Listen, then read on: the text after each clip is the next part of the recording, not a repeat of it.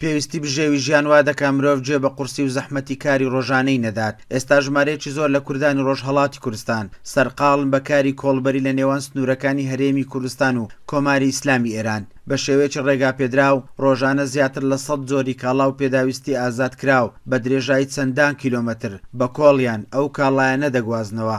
ئەو کەلوپەلانە دێتە عاجۆمەران لە عاجۆمەرانەوە دەگوازینەوە بۆ سەر سنوور ڕێگایەکی نیم سەفەرمیە لە هەرێمی کوردستان ڕێگە پێدراوە. لە ئێرانیش ئەو کەسانی کە دێنە ئێرە کارتیان پێ بەکاردێنە هەرێمی کوردستانیش لەلایەن خۆشمانەوە ڕێگە پێدراوە. کەلوپەلی مەتبەخە، ئەشیای جلوبەرگە، ئەو جۆرەشتانەیە کوتاڵە وەکو لای خۆمان پێ دەڵێن ئەمان دەستێتەوە دیویران.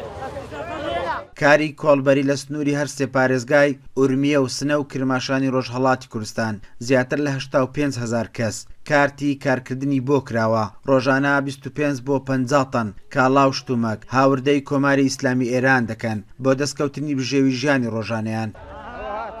ئەو کرێکۆڵی کە دێتە ئێرە سەرجەم 5,000 نەفەر شاید زیاتر یا کەمتر شتێک ئەولای هەبێ سوود و نانئاوەری ماڵەیە هەمووی لێرە وەری دەگرێ و دەستخۆشیش لە هەرێمی دەکەین لە حکوومەتی خۆشمان کە ڕێگای پێداوین لەو ڕێگاوە نان و بژێوی ژیانی خۆمان لێرەوە پێدا بکەین. جاران زۆر سەخت بوو بۆ سەرجەم کرێکۆڵەکان بۆ ئەوەی کەسی و ساڵێکی یەکجار زۆری هەیە مەجبور بوو بارێکی 200-300 کیلۆیی هەڵدەگیرا لێرە مەجبور بووی هەڵیگیری.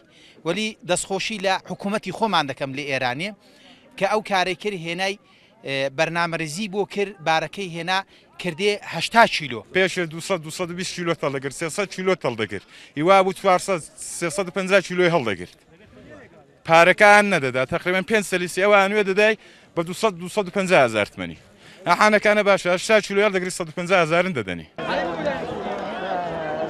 ئەو کاڵا و پێداویستیانەی لە سنوورەکان بە ڕێگای کۆڵبەرانەوە دەگوازرێنەوە. ڕێگا پێدراوە و سەلامەتی گیانی ئەو کرێکارانە پارێزراوە.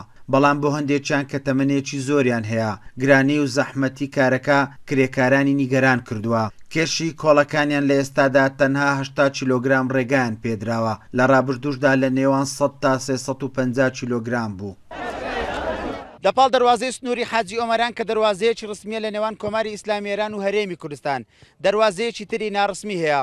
ڕۆژانە ڕێژەیەکی زۆر لە کەلوپەل لە هەرێمی کوردستانەوە هەناردەی کۆماری ئیسلامی ئێران ئەکرێت لە ڕێگای کۆڵبەران. عوسمان کورسات نیوز ناوچە سنووریەکانی حاجی ئۆمەران.